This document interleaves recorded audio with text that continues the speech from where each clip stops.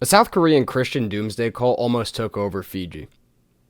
So let's talk about it. Hello, my friends, and welcome to the show. If you haven't been to the channel before, welcome. And we talk about everything and everything here with as minimal research as possible. We're very casual here. It's like we're just talking as friends, but I have no idea who you are. Like we're sitting in a cafe and I just slid into the booth next to you and just said, you hear about the cult that took over Fiji? So what am I talking about when I say a Christian doomsday cult from South Korea almost took over No. Not Mount Fiji in Japan. Fiji, the archipelago of 300 islands. I speak really fast and I think too slow, so I gotta refrain from making those mistakes. I gotta do better with my editing. Because I posted a short where I was talking about like a Canadian war crime where they were throwing cans of soup at Germans. And I knew it was World War I, but I misspoke and I said World War II, and I just did not do my due diligence in editing. And some people, with very poor grammar, mind you, decided to ridicule me for it. Which is fine, they have every right to. I fucked up. But if you're gonna come at me, I'm gonna come at you with kindness, and I'm gonna make it sting.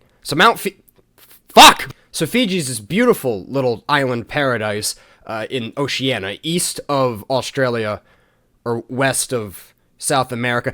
Where do they make that distinction? I know when you look at a map, it's like right where Alaska and Russia are kissing. They just cut it there and they open it up and they say, this is the east and this is the west. Who made that distinction? Like, it's fucked a lot of people's brains where they think, oh, Russia and the United States are so far, we're literally neighbors. See, I get when you're looking at a map and you look, this is the east, this is the west, but when you look at it in a globe, what the fuck is what? Seriously, nobody really thinks it. What's the cutoff of east in west? Oh, I'm a fucking idiot. Okay, so I just looked it up. It's divided by the prime meridian. I was taught that, but I forgot, because that's the American education system. Little fun fact, the prime meridian goes right through British England, because of fucking course it does. It was decided by an international conference in 1880, because the British Empire was just so dominant with trade and global influence. It has nothing to do with a higher power, making the magnetic poles, and you have a clear north and south, and hurricanes turn one way, and so do the toilets. So anyways, that's why I answered my own question. Thanks, Britain, for not only slicing up all of Africa and causing generations of conflict, but slicing up the planet in whatever way you wanted for your own convenience. Kind of fucking badass when you think about it. Now back to the topic at hand, the cult that damn near took over Fiji, the island chain, not Fuji, the mountain. In South Korea in the early 2000s, there was this lady named Shin Akjo, and she was preaching about the end of times, and only her and her followers would survive it. If I had $1 for every time a cult leader preached that, I would have enough for maybe 1 month's rent. Which is a lot for how many times that's happened with a cult, but not a lot to pay rent. Now, her followers gave her absolute obedience and blessed her with obscene wealth. Other Christian groups in South Korea called them heretical. Wonder why? I just realized I didn't even tell you the name of the cult yet. It's called Grace Road. As you know, the road to grace, through being a doomsday cult. She was picking up that there wasn't a whole lot of support for Grace Road in South Korea, so she started preaching to her followers that they needed a promised land. So they go out and they surveyed a ton of countries to find a place to set up shop. And that place that they decided would be Fiji. It was beautiful, looked like a Garden of Eden, had favorable weather conditions to farm year-round, because they believed that when the end of times were to come, that they would feed the rest of the devastated world. So in 2014, they told all of their members that famine and disaster was coming, so they fled South Korea and they all went to Fiji, where they would then have their passports all confiscated and they couldn't leave the island. Now, the cult was pretty violent amongst itself, with a lot of public punishment. There's even some videos of Shin ordering members to beat other members. And lower-level members would work long, unpaid hours of forced labor. And it wasn't slavery, because it can't be slavery if it's an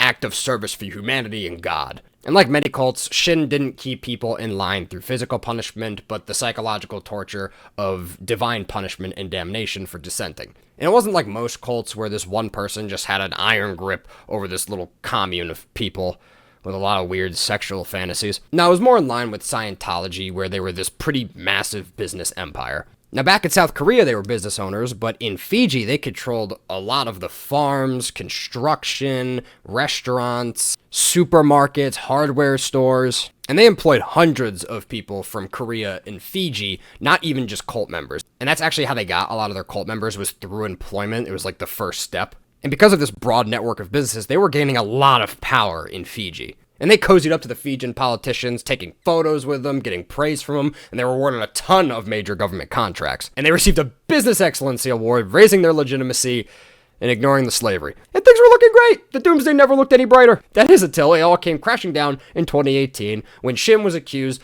of child abuse, assault, fraud, and illegal confinement, which is a really funny legal term for slavery. She was arrested upon her return to South Korea and sentenced to 6 years in prison.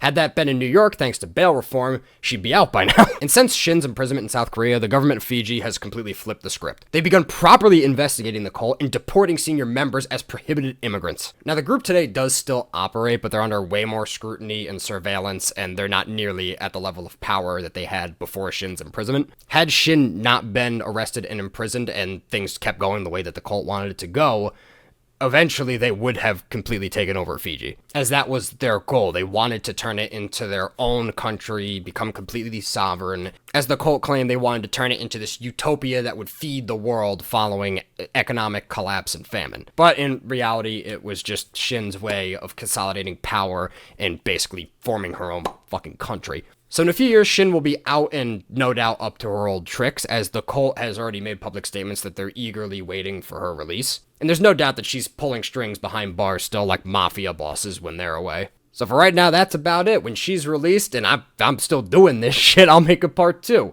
Anyways, thank you so much for taking time out of your day for watching. I hope to see you in the next one. Love you and goodbye.